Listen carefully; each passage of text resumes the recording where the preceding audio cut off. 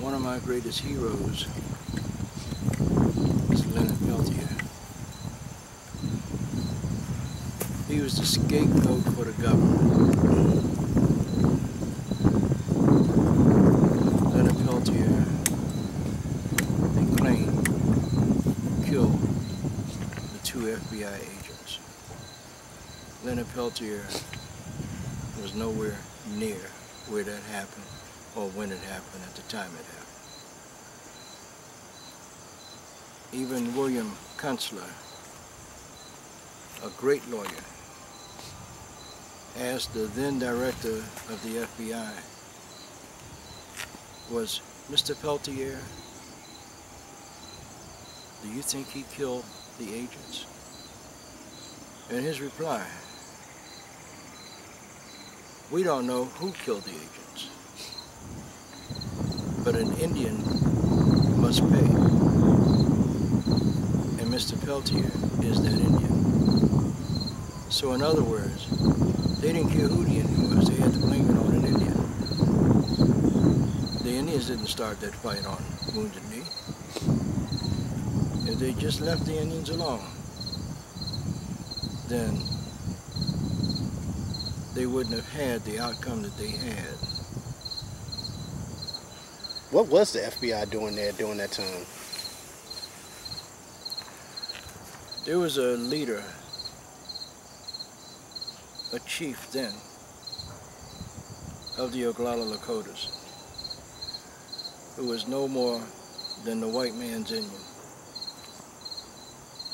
who didn't like Indians standing up and speaking for themselves and trying to uplift themselves, because he was a crook.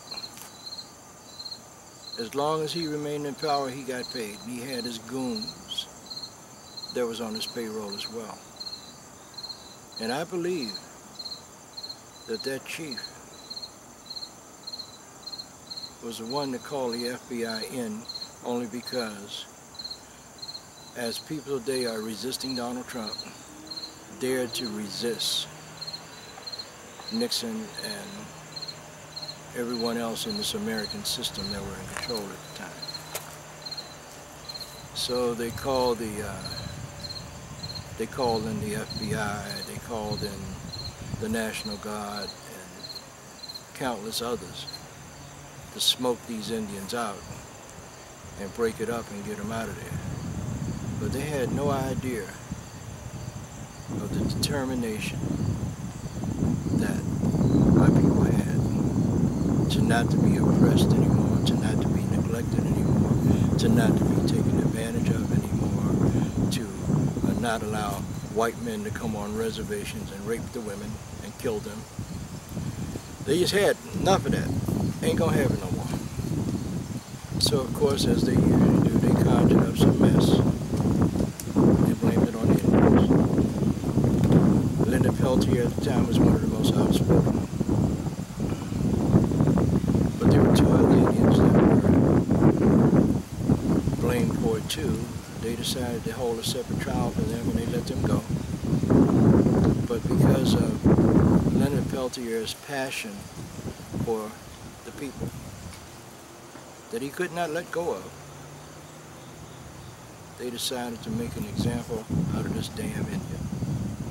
And that's why Leonard Peltier is in prison now. He's been in prison longer than any other political prisoner that America has ever had in prison. They refuse to let him go. The man is sick, the man is old, the man's got diabetes, and God knows what else. He's got heart conditions.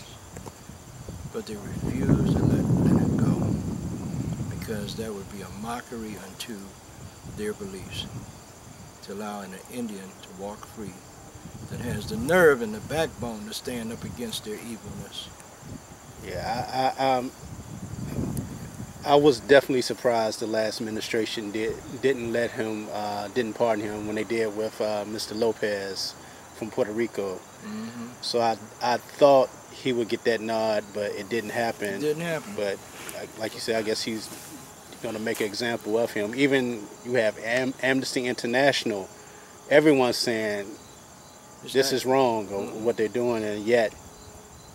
But yet and still, this fool in the White House, Trump, can go and pardon this Joe Arpaio, the sheriff in Arizona, that was on charges of felonies, even before the trial. See, one thing you realize, that wealthy white men and those that they consider to be part of their elite group will always have privilege over anybody else. Now, let me become the police chief of New York City, and I start going and questioning all of these European folks that have overstayed their visas and start putting them out or putting them up for deportation. Watch what'll happen to me. I won't get pardoned. I'd get dead. They would kill me. Only because I know the truth. I've seen so much go down in this country that it just, so much that I consider to be unforgivable sins. But they continue to forgive and forgive their own over and over again. Their white friends, their colored friends, their Negroes, you know, that will do anything that they say do, you know, they still looking for a master. You don't need a master. You are your own master. God made you in His image, not in their image, not to be submissive to them, their wills and their whims. You know, I'm 70 years old now, and I have plans to live to be at least 100, like my grandfathers did. It's hard, but just like my ancestors that survived, I will survive. Just speaking on that, as you said, as being an elder, you've seen a lot of leaders in different communities are up in age right now.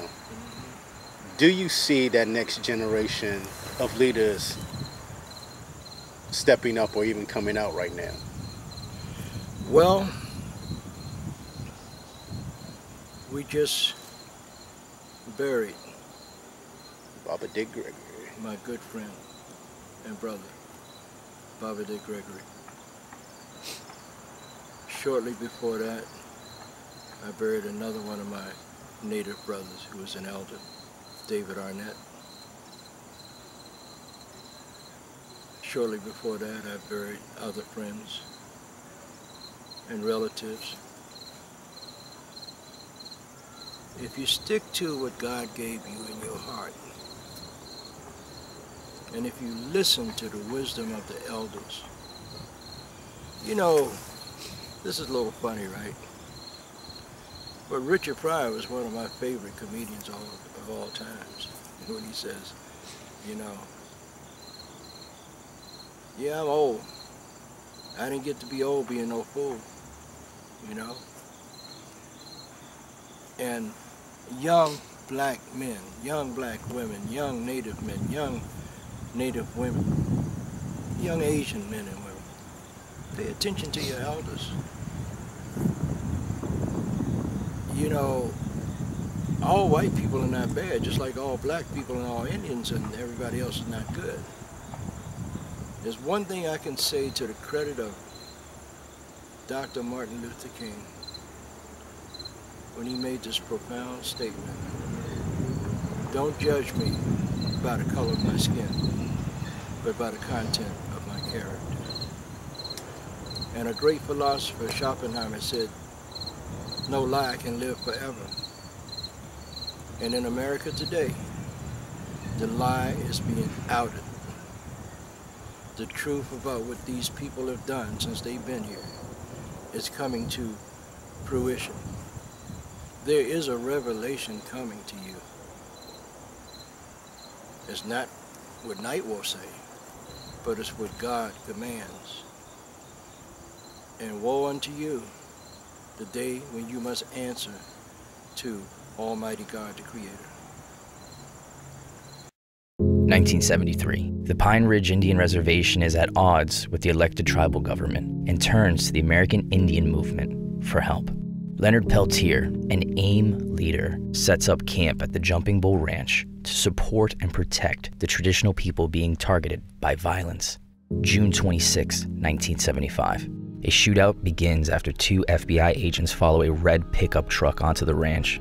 In the aftermath, both agents and a member of the tribe are killed. Over 40 Native Americans participate in the shootout, but only 3 men are charged. While Bob Robideau and Dino Butler are acquitted on the grounds of self-defense, Leonard Peltier is convicted and sentenced to life in prison based on coerced witnesses, shifting FBI testimony, and the withholding of vital ballistic evidence. Since then, Peltier and his supporters have been fighting for his freedom.